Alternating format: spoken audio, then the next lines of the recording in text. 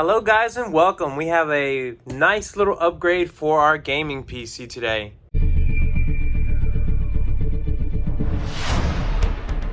So you may be wondering, why am I upgrading my AIO?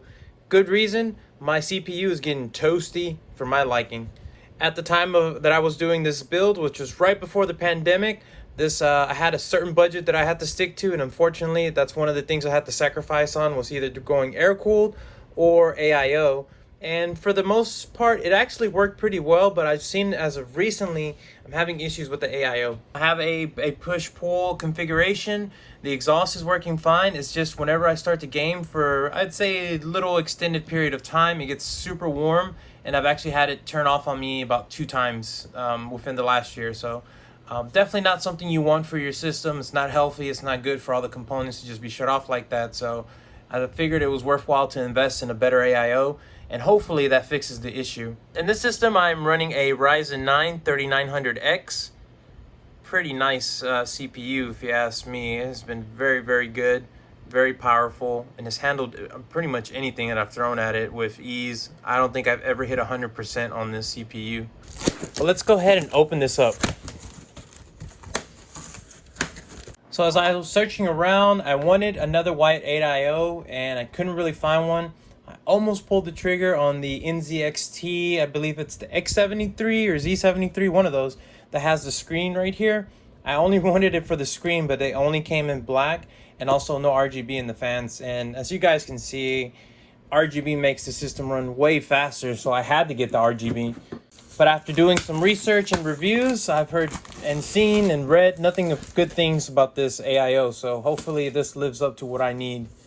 But this is the Corsair ICue 150i Elite Capellix. What the Capellix is the special LED technology in here. So I believe there's just like 32 LEDs in here, and there's 8 in each fan, if I'm not mistaken. It comes with the RGB hub that you can control all the lights with. So in saying that, I'm going to hook up my fans that are from XPG. Hopefully I can use them with the hub, and fingers crossed they work. Right now, the only way of changing the colors on these are through the actual case on the top here.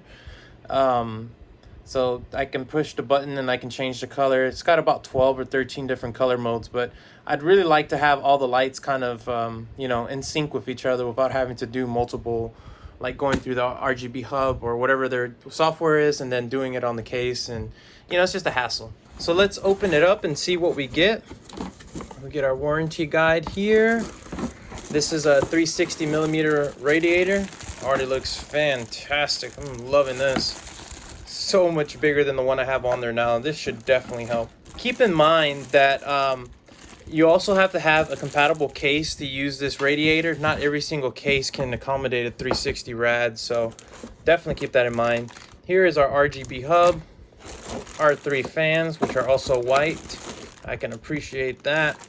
And then these are going to be our different mounting brackets and hooks. I am using the AM4 on mine. Hopefully I can use the one that's currently on the motherboard, and I don't have to really mess with this too much. But if I do, well, so be it. Comes with an Allen key so that you can replace your plate. They do offer 2 different plates with this model. It's very nice. It's like it's plastic, but it's got like some etching on it, or maybe it's just a sticker. I'm not entirely sure. But it looks pretty nice, but I think I'm going to leave the stock one on there. But they do include this for you in case you ever want to switch it. And the one good thing about this Corsair is a lot of people make aftermarket plates for it. Really, really cool. And you can get your own custom design, which I might do in the future, and get something flash themed, which would be pretty cool. But for the time being, I don't need it. The last thing that I forgot to mention is your bag of hardware. It comes with all the hardware that you need to install this. And for anyone that may be curious, I'm using the XPG Battle Cruiser case. Fantastic case. It looks amazing. Great quality, great materials, and honestly great airflow, except for this AIO problem that I'm having. I don't think that's case related. I'm pretty sure it's with this, and well, hopefully, and by installing this Corsair, it'll prove my point.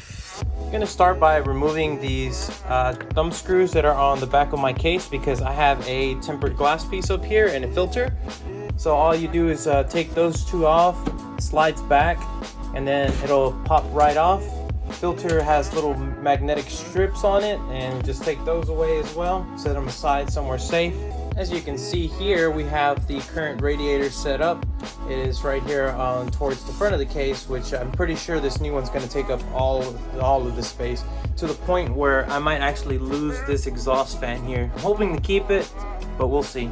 And the same as before, once those screws are out, we can just slide the glass and it should pop right out. Here are the internals of the case. So the first thing I'm going to do is remove the screws that are at the top of the case.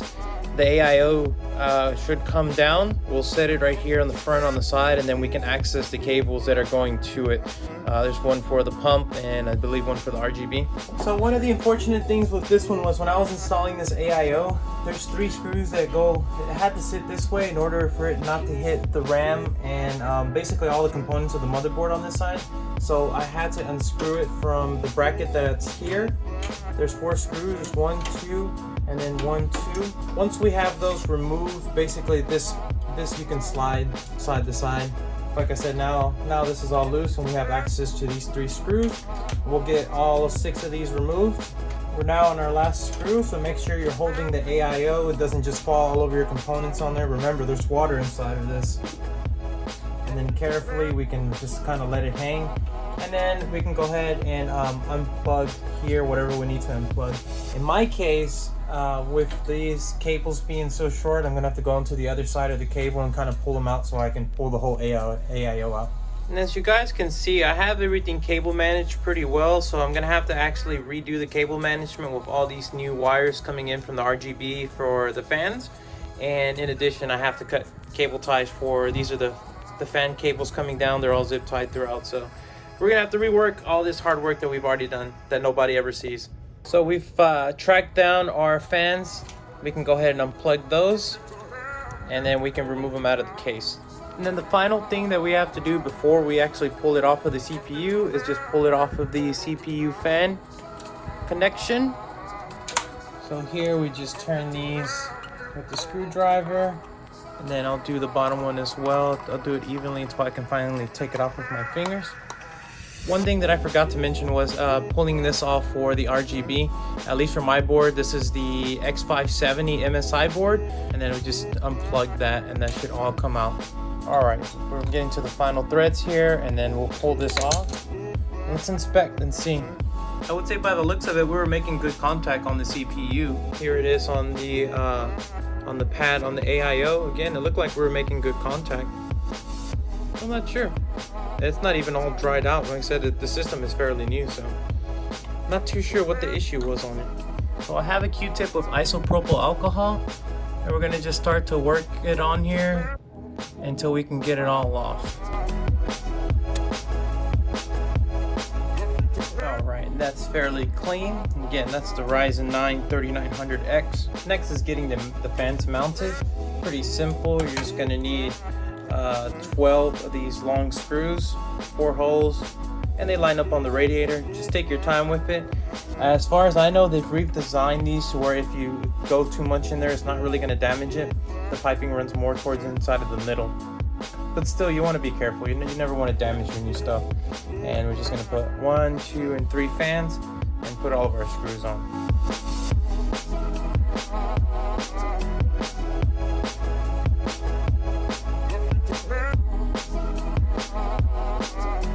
So a couple things I didn't mention.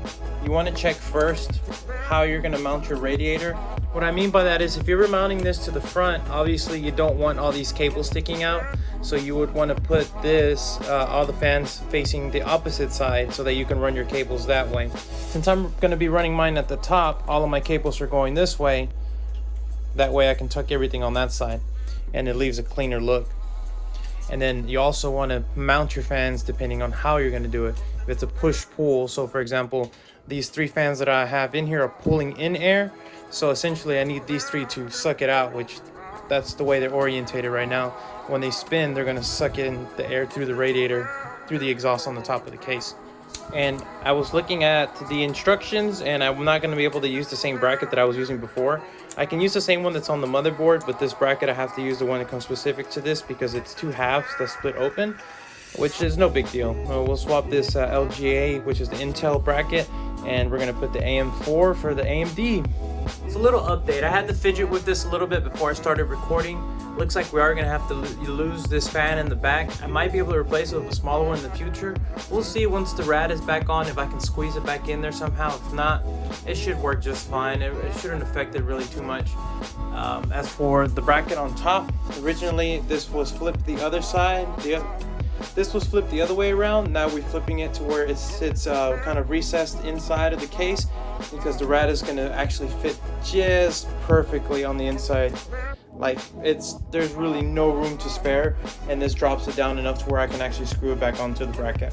So I'll get the 4 screws back on here, and then we'll get the radiator hooked up. Before I install that, I'm gonna go ahead and run the cable from the pump LED here and the pump itself, and I'll get everything connected back to where we had our CPU fan and our RGB. So now that I've removed the other fan and we're gonna install this one, we're gonna go ahead and run this small thin cable onto this side of the board where it says pump fan 1. They can only go on one way. It won't let you put it on any other way, so we'll just make sure that the pins line up, make sure it makes some connection. You're good there.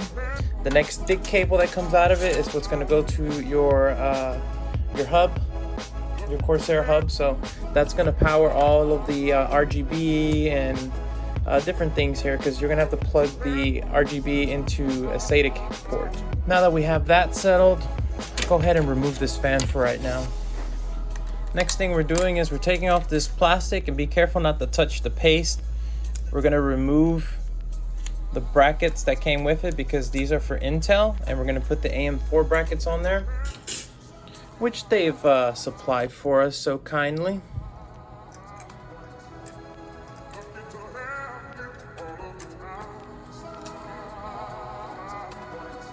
And those just slide on. It's got slots on both sides here, so it seats well. Just make sure you get nice pressure and that they're nice and even, and we'll go ahead and start getting that hooked up. Now take your time when you're putting these on. There's a plastic hook you're gonna try to put that little loop into, and then start to tighten it up a little bit. Once you feel that it's starting to grab, then you're gonna do the same thing for the bottom one. And right now it's nice and snug, but I'm gonna go ahead and finish turning them. Just be very careful. The best way I found to put this radiator in is basically at an angle like this. Get it in through the back side, and then we can push it up. Okay, everything is mounted up here. Like I said, we have to flip this bracket upside down because it sits on the inside of the case, all the way to the inside.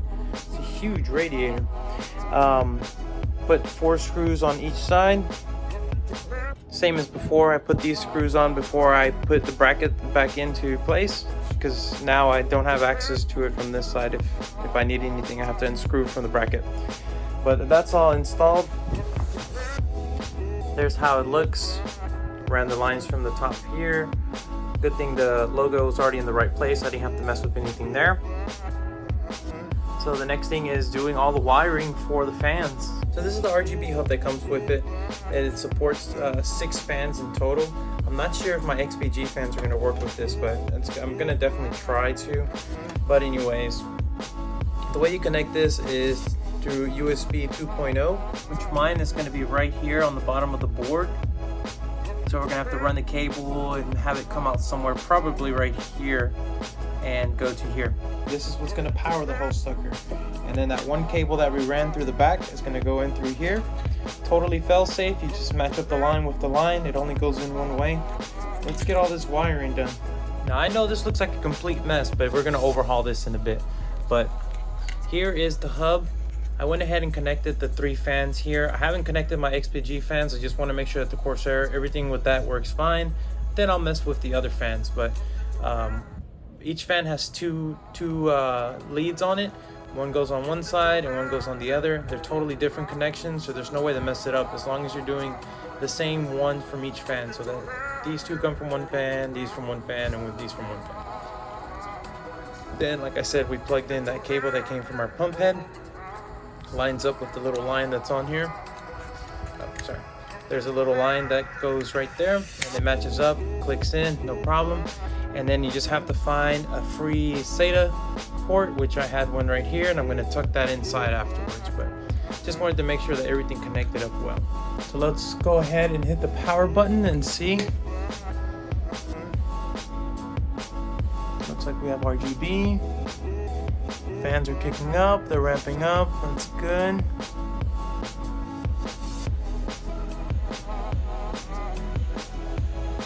Wow, those LEDs are really bright. They are way brighter in person than they appear here on the screen. And it looks like my system is posting just fine. Looks like we're going into Windows here.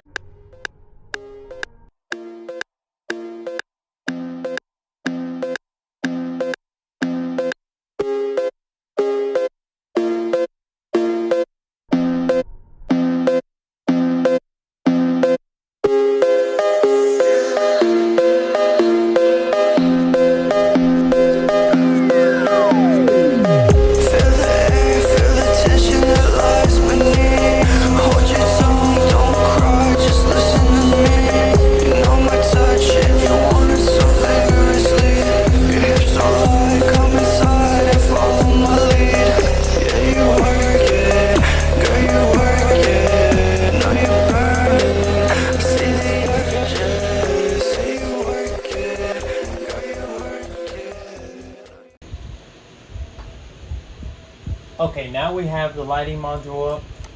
So this shows you different things that you can do. So we're gonna go ahead and hit rainbow wave, and you can see that it changes it.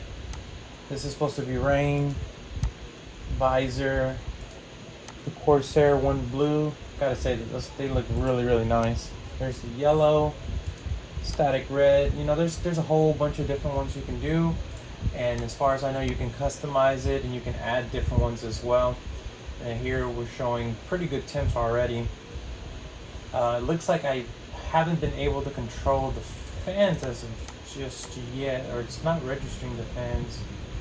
So I'll have to look into that. Oh, there it is. Okay, so yep, we can definitely do all these fans, but it's not detecting the XPG fans. So I have them hooked up to the hub, but they don't have the same connection on the opposite side. They only have just for powering the fans. So looks like that's how that's going to be. But we auto detected those and the pump. So, and then with the lights, you can adjust each individual LED. You can do like, you know, opposite colors. You can do half and half. You can make each single one a different color. There's a bunch of different things that you can do here. And see, like here's the lighting. You can change different things. We're going to hit strobe on it. So the fans are strobing. Here's color wave, color warp. So it's got a bunch of different options. You can do it just based on temperature.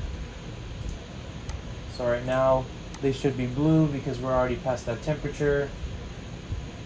And then they'll turn red if it gets to 60. We'll do 50. So we haven't hit 50 quite yet. So let's see, 49, nothing. Okay, well, I mean, you get the idea. There's different things that you can do with it, or you can customize each individual one. So that's pretty cool. Very simple to use. I do like that. But yeah, that's really it. Now the real test is going to be, how does it do on Flight Simulator when I go back in there? We'll see the temps. So as of right now, and I'm just going to use Dragon Center because that's what I used originally, even though this does tell you everything. So if you go home, it already tells you that it's 49. Does it match up with what MSI is showing? So let's go to monitor. And yeah, it's fairly close. So, and it's also registering the pump, which is good, which means we connected it into the right port. So it's detecting that. We're at 55, 56 with 10%, and I know if we look at it back then, we were already in the 70s around that that same frame. We were using around the same CPU usage, and we were already pretty hot. Well, let's go ahead and start Microsoft Flight Simulator.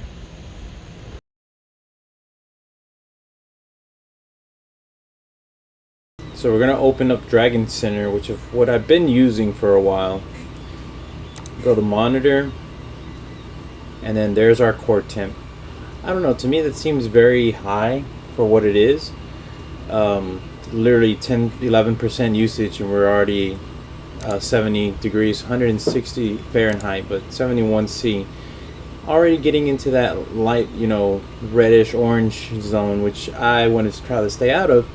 Or at least if I'm in this temperature, have it to where I'm actually playing a game or something at the moment.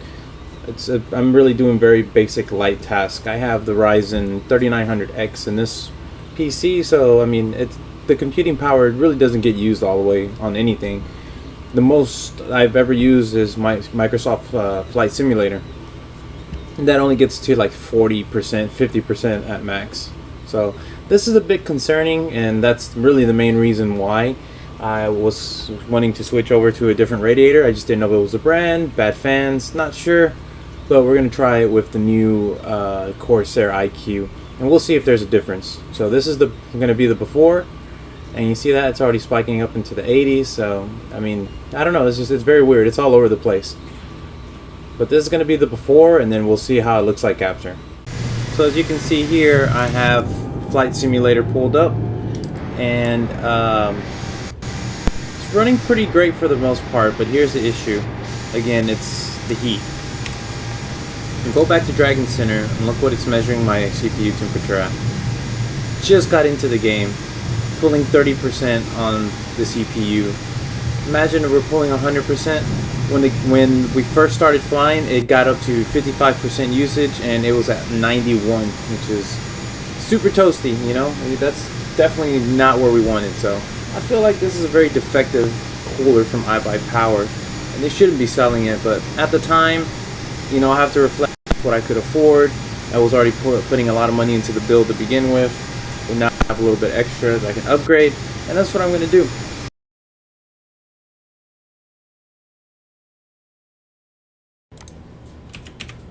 Alright, so we're going to start Dragon Center back up. Boom, look at that new temperature.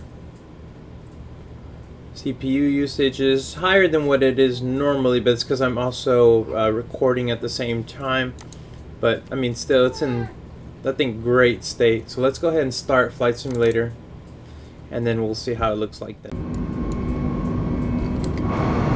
Alright, so we are outside.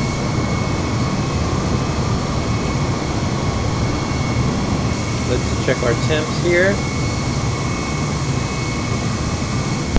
Boom, in the 60s. Look at that. CPU usage 40%. And I'm also recording this. Look at that. Nice and smooth. Again, let's check the temps. Alright, we're looking good so far. I like this. I just can't believe how great a job Microsoft did with this simulator. I'm super infatuated with it. We just hit V1, so we're going to go ahead and take off. Positive rate. Gear up. Look at that.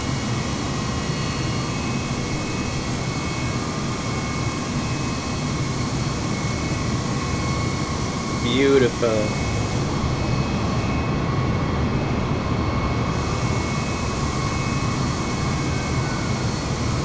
There's downtown Houston over here. Start on first turn right here.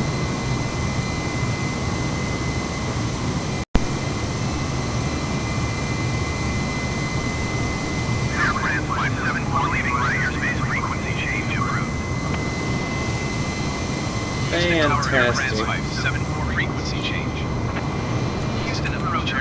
Check our temps again. Fantastic. Loving it. We're at 70% usage at one point. That's because I'm also recording the screen as well. But it's doing a whole lot of heavy lifting right now, and it's doing just fine. 0626 Air France 57.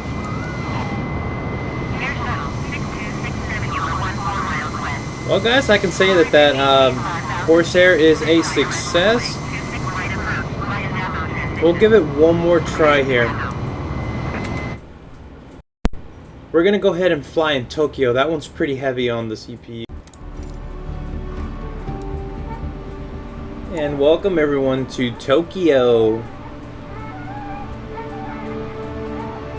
That's my baby in the background if you can hear that.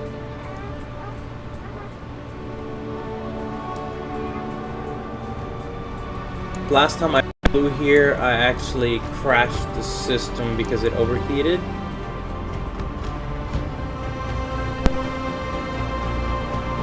Let's take it into this densely populated area over here. Doesn't this look amazing, guys? Fantastic. Beautiful sunset. Look at those guys.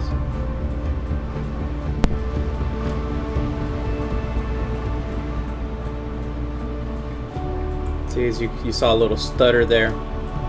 And again, remember, I'm recording this screen as well, so it's putting a lot of work on the CPU right now.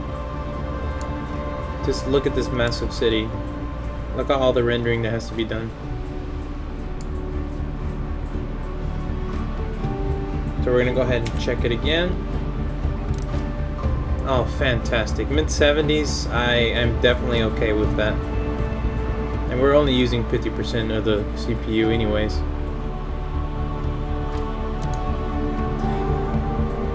Well guys, I hope you enjoyed this video. Hopefully you found it a little bit helpful. This definitely fixed my overheating issue. Definitely don't buy an iBuyPower radiator. Save the money and get the good one from the get-go. I had to spend 200 bucks on this, you know, but totally worth it if it's going to save my CPU. Like I said, random shutdowns are not good for the computer. But anyways guys, that's going to do it for this video. Thanks so much for watching. As always, if you have any questions, don't forget to leave them down below. Hit that like and notifications for more videos. We'll see you on the next one. Thanks for watching. Flash Hobbies.